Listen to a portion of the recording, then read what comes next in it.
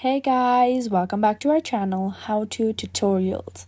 In this video, I'm going to be showing you how to create a DJI account using your laptop. Firstly, go to any web browser of your choice. Here, I'm using Safari for now. Then, on the search box, search for DJI.com and then press enter.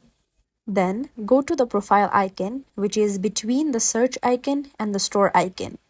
A drop-down appears and then click on register, which is below the login button. This will take you to the sign up page or the create your DJI account page.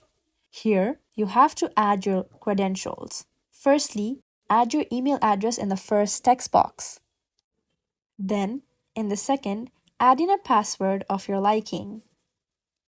Lastly, in the third text box, it asks you to re-enter your password to verify if the password that was entered previously matches to the newly entered password or not. Once all the details are filled in, you may click on the box saying, "I am not a robot." Then again, you may click on the two boxes to agree with the user terms and privacy policy and also receive recommendations and announcements. Once you have filled in the details, then click on Submit to proceed. The website shares a message on screen informing you that you have registered successfully. Furthermore, to check on your account, you may go to the profile icon beside the store button on the top right corner. A drop-down appears and then you may click on My Account to check.